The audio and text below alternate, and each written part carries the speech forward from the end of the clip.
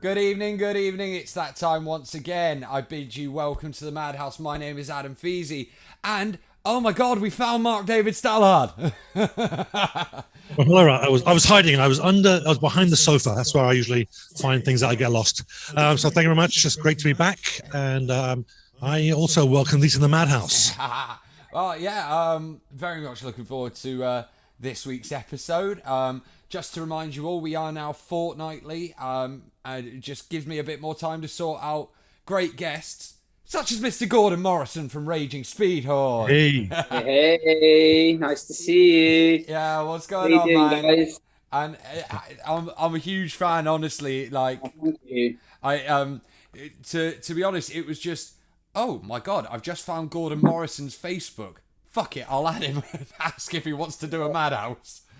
Why not? It was literally why not. But yeah, so interesting year and a half it's been, hasn't it?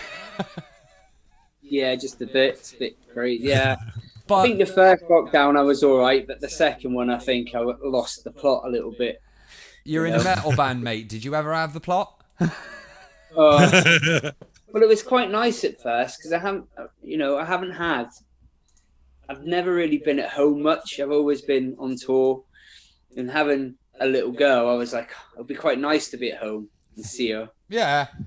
And now I'm just like, I just want to just start playing and doing what I used to do. Not even like going away. I just want to just go. If I want to go to the pub, go to a pub. Yeah. If I want to go to the shops, go to the shops. Yeah, You know, not stuff think, like that. oh, have I got my mask, or is it too crowded, all of that. But, I've been vaccinated now, so I've had the first vaccination. I haven't had the second one. But, Army of the Stabbed. Army of the Stabbed. Indeed. Ouch. It still hurts. it killed me. The first one, But the one I had killed me. you guys have done something which not a lot of bands have managed throughout this lockdown. You got a new album. Yeah. Hard to Kill. Yeah. I gotta be honest, mate, it ripped my face off. Yeah. Absolutely ripped my face off. Can you tell us about kind of how you got to write in that? Like, was it all via Zoom or?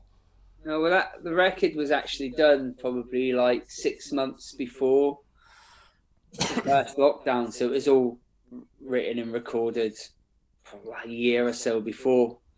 So we were lucky, really. It was literally all mastered just as lockdown started, so it was all ready to roll, really. Oh, timing, mate, timing. Yeah. So we were lucky in that aspect of stuff. So yeah, so that was all ready to go. So we just had to sort out artwork and videos and stuff like that. So luckily we just did the first video we just did all on our phones, and then the second one was sort of all we just came out of lockdown, I think, and we got in the studio and just did I think we did 2 videos in like a day. Nice. Just in case we'd gone into another lockdown. So we were just lucky, really. Yeah, just, well, go get it all done right now. Yeah. And to be fair, we didn't really give a fuck about that because, it's our job at the end of the day. So luckily, if we'd have got pulled out, if we'd have got stopped by the police, it's our job. So we can just This is start true. working. So we were lucky that we sort of got away with it that way. Yeah. And so we went into... And then we had tour booked, and then that got cancelled, and then it's just what everyone else is doing, Yeah. Luckily, I mean, like it's even in between the lockdown, we've even started writing a new record, so we're back in the studio in October. Oh, revelations! Yeah. So we're back in the studio in October to record the next one. Is that one all written now then, or? Nah, we never really have a full album written when we go in the studio. Never have done. So we sort of have basic bone structures of songs, and then we just go in and record it, and then just add stuff when we're there. And that's every record we've done. Nice. That's how we've done it. I don't think. Oh yeah, if I can just jump in. So for the songs that you have already sorted out, so whether in full or not, have you found that it's really been a bit of a challenge to come up with those new songs, or Is it just as easy as it was before the lockdown? Well, I think it's been a bit harder. I mean, we're starting now to write more. We're getting back together again now. We're allowed to get back together because we just don't write. We're not that sort of band where we write separately. We all write together. We can't do it separately. It has to be that sort of vibe in a practice room. So it comes out. So your songs kind of come out of a jam rather than more of an artistic thing rather than intellectual. No, yeah, we've got this riff, and that riff will spark off how things happen. I mean, that's just the way we are. I mean, it's all. I'm not. I mean, bands do it differently, but we're sort of that kind of band where we all need to be together in a room, sort of vibing off of each other, than sitting at home on a laptop. That's just the way we are. We're just old school in that sort of way. We just like doing it like that. See, I've noticed with you guys, like, you're one of those bands that you've got what you do, and you just you don't like think, oh my god, we've got to change with the times. And no, well, I mean, like we tried that on our fourth record, and it just went to shit. To be fair, it was like fuck it. Look at AC/DC in Iron Maiden. Like, they found the formula. You stick with that formula, because the minute you start moving away from that formula, your fans just don't like it. They like what they like, and that's it. Well, and it's not like we get bored of what we do. Like, we love sort of that kind of music. So it's, to a point, because like all of us, we don't really listen. Like, all of us listen to like more bluesy rock sort of stuff. We're not really into like really heavy music, really. Which is other than Raging Speedhorn, of course. Yeah, I mean, we listen to obviously our influences and stuff. And, I think when you get older, the last thing you want to do is sit at home listening to heavy metal every day. You just can't do it, And we've always been into like old school metal, like Dio and stuff like that. But like sort of stuff what's current, we've never really been into it.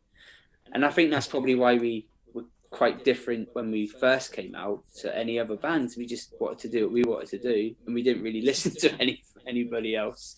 Yeah, it's like AC/DC, they write AC/DC songs. Iron Maiden, they write Iron Maiden songs. Raging Speedhorn, write Raging Speedhorn songs. Like that, like Black Sabbath, like they are one of our main influences. They write Black Sabbath songs. The minute you go away from that, it's just not right. So, well, I remember actually seeing I can't remember if it was Tony himself saying it, right, or someone saying it about him, but apparently Tony Iommi once said at the start of Sabbath, I want to write scary music. Yeah. And he just wrote scary music. Yeah. That was it. When we first started, all we wanted to be was the loudest band we ever like. We never had sort of things of, we're going to be like doing this in 20 odd years later. We just wanted to be loud, obnoxious, and just didn't, and still don't really care what people think. We just do what we want to do, and if people like it, it's awesome. If they don't, we don't really care. We do it for us, not for anyone else. So, and I think that's the, I think sometimes, especially nowadays with bands, that's where they're going wrong, is they're writing music for people to try and do well instead of writing music for themselves. Yeah. I was just wondering there, do you like to sit down and listen to your own music, or would you rather listen to someone else's? I mean, I'm not going to lie. Like, I do listen to it and go, like today I had the new record on, and I was like, oh man, I'm really proud of that record, because we had so much stuff going on in the background that I'm really surprised we came through it, to be fair. Because like we had, our singer was really ill with cancer. Like, then 3 members left the band when all this was happening, and I was like trying to keep it all together, like, come on, we can do it.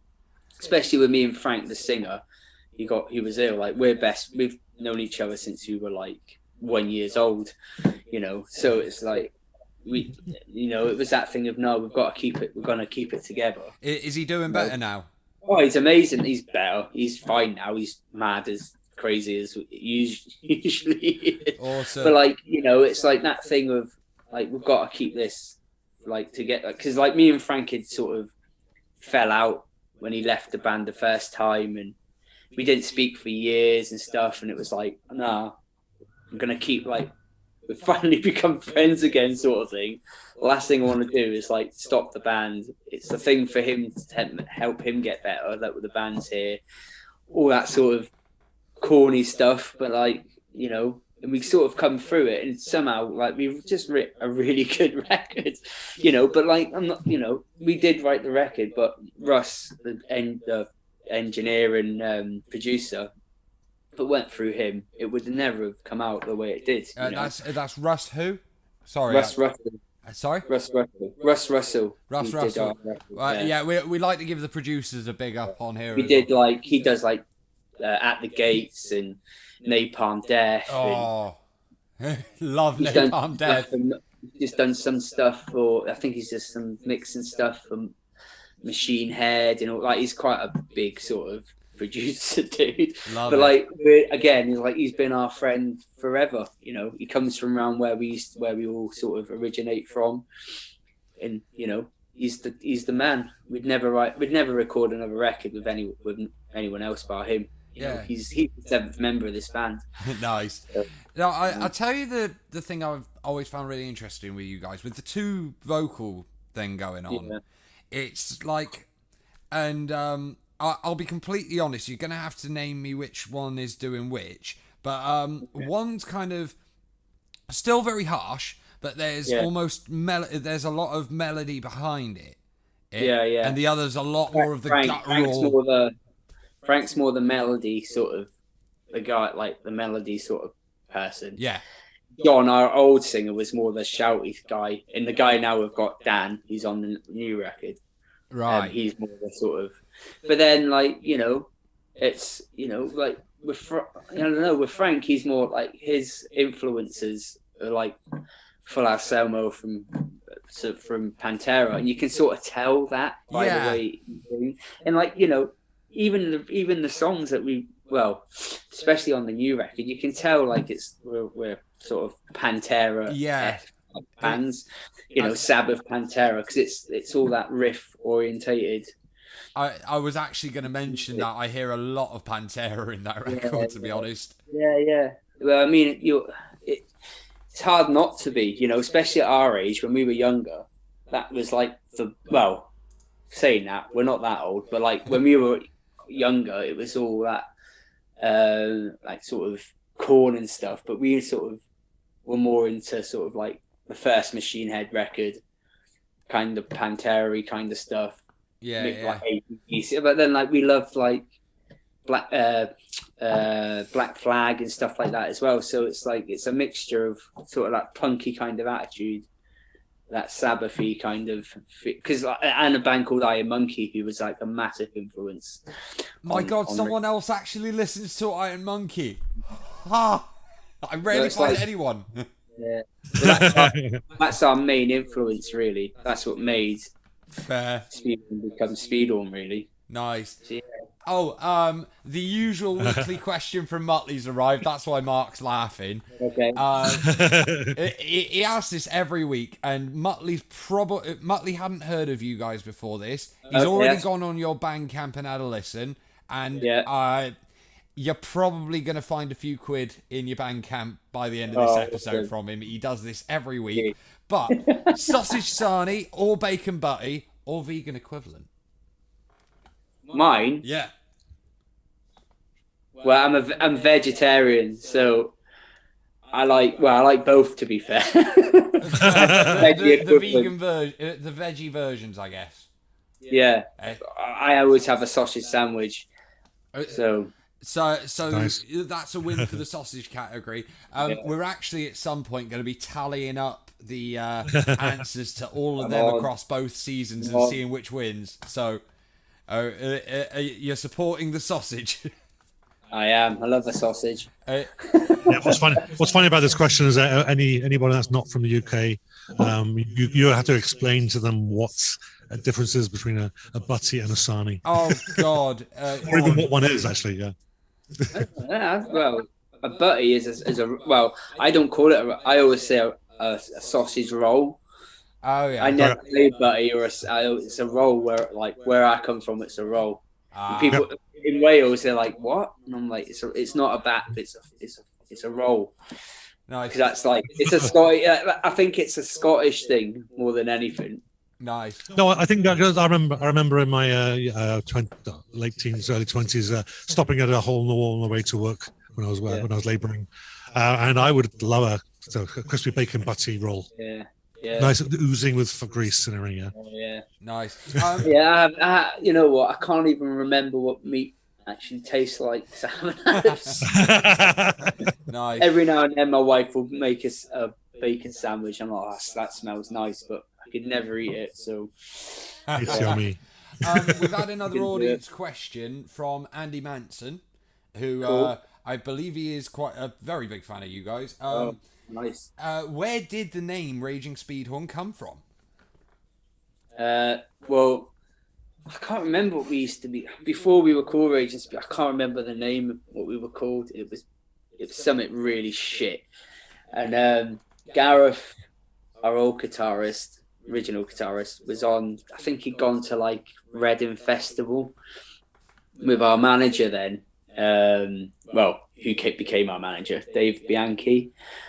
And they were just like pissed one night, and they were like, "Oh, what?" And they were talking about this thing, and it's about basically when you take loads of speed, you end up with a massive hard-on, and it's like can't come, and it's called Raging Speedhorn. And like next minute, like Gareth came back, and he was like, "Oh, what about calling the band Raging Speedhorn?" And I was like, we were sort of, I don't even think I ever got asked if we wanted it to be that name. It was just like it came, and it was like, our name is Raging Speedhorn now, and I was like, that's such a good name, and like no one will ever have that name. Like I've never come across a band who's had exactly the same name, So I was like, that's so cool. Yeah, let's do it. Muttley will be pleased.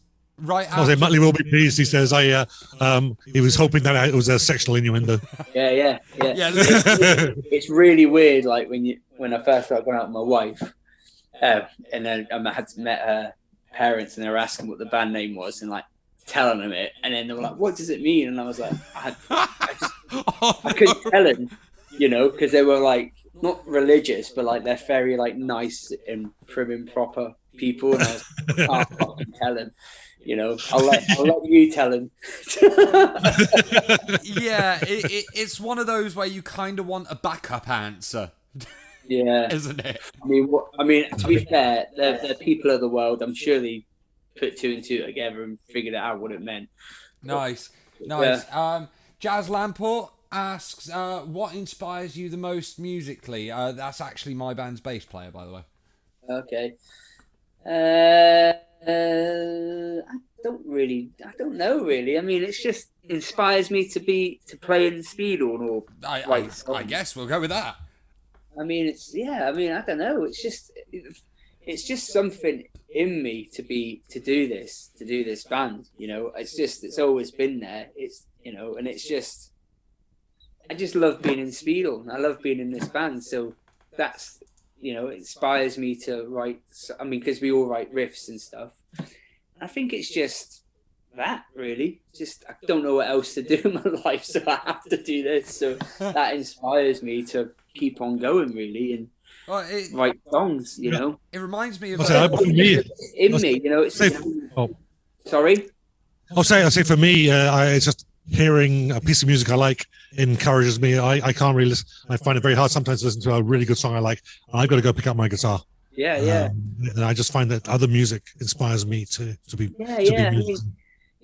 I mean, it's all right, isn't it? I mean, it's hard to explain what makes you inspired to write music. I just find it's just in me. I just don't know what else to do. Yeah. So there's a guitar in nearly every room of my house. There's a drum upstairs in the loft. Oh, so you play guitar as well? Yeah, like we all play. Like everybody in the band plays well. Me and Frank play. Well, Frank's an insane musician, but he plays everything. So it's like he's an amazing drummer. Frank is.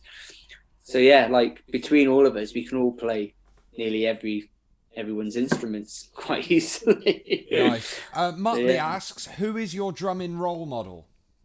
Oh, I've got too many. Go on, give us a couple. Well, there's my all-time favorite drummer is Keith Moon from the Who. Oh, sold. And then, I mean, there's so many. Nice. Yeah. There's John Bonham, he's like, there's just all them sort of. You know. Tony Feasy. No, no. Yeah, it's just like John Bonham, Bill Ward, Vinnie Paul, obviously. I mean, there's so many. It all depends on sort of. It's so weird. So I was thinking this the other day about drummers, and I was like, who's my top 10 drummers? And when I sit down, I go, I can't actually give him, because like one minute I'm like, he's amazing, and I can never have one drummer who's actually my all-time great drummer. It's just you take bits and bobs from everywhere, really, don't you? Especially as a musician. I mean, I find it hard to say who's my favorite drummer. I can't. Well, yeah. I tell you who is one of my all-time favorite drummers live is Shannon Larkin, and I don't know if you've ever heard of him. No, He used to play in a band called Amen. He did some stuff for Glassjaw. He plays in Godsmack now. Oh, cool. He's one of the best drummers. I think I saw him with Godsmack at the last download. Yeah, he's an insane drummer, he is. Although, I tell you who's actually not a bad drummer for a singer, right? When I was watching Godsmack, Sully Erna. Oh, really? He, partway through the set, he wheels an extra drum kit out, and him and Shannon end up having like a freaking drum off on a festival stage. It was the weirdest thing I've ever seen. But they're almost like having a I tell you who else is a really good drummer is Danny from Biohazard. He is so good, like he is so solid. But yeah, it all sort of depends. Like one minute I'll love one drummer, and the next minute I'll love another drummer. You know, it's like I don't really like drummers who are flashy and all over the place. I just like drummers who are like really solid and do what they need to do and don't show off. To me, that's the best drummers. Yeah, innit? Most definitely. Solid, just like John Bonham's he's just so solid, and that's the thing is like when we write songs and like Frank always turns to me and go, well, what would Bonham do? He wouldn't do that, would he? He's just like solid, like straight up and just keeping it real, and that's what you need, isn't it? Bass and drums are just like needs to be just solid to let everyone else do what they need to do. That's what I think anyway. So what's the plan the rest of this year? Because we're getting gigs back finally. Yeah. Well, we've got some like festivals and stuff. We've got London show booked. But yeah, I mean, we were thinking about doing a tour, but I think the touring, it's going to be oversaturated at the minute. So I think we're just going to wait till next year really and start hitting it a bit more next year than this year. Yeah. But saying that, we've got quite a lot of festivals, and I think that's, in a weird way, festivals are better than touring because you're hitting a mass audience straight off the bat then. Instead of and I think the next tour we'll do will be, it's got to be a big tour because there's some places we haven't toured in a long time. Yeah. And plus, we need to get out to Europe. There's a lot of stuff. We've got quite a few things happening in Europe next year as well. So, and we've got a few tours which are up for, which hopefully we'll get. But obviously, we can't say anything about that because we're not confirmed for him, but there's quite a few cool tours what we're up for. Nice. So yeah, hopefully we love those sort of teasing announcements here. Yeah. I'm hoping they come off. I hope they come off. If they do, that will be awesome. But we've just got to wait and see because again, it's like especially with international bands and from the States and stuff, it's like they don't even know if they can come over to Europe and UK yet, so it's just a waiting game, really. Although in this country for the rest of this year, it's gonna really be the year of the British band, you know. Yeah, which I mean, I think that's, in a weird, strange way, I think it's amazing, especially like what Bloodstock are doing, because it's actually giving bands the opportunity who wouldn't ever play them festivals actually to play them festivals, and like it's still gonna. I mean, what I've been seeing is they're selling out quite a lot, and it's amazing that these bands who probably would never ever get to play them festivals are actually getting to do it and getting the exposure to do it. Well, it's great. Our bass player Jazz already had a ticket for Bloodstock before she even actually joined the band a couple of months ago. Yeah.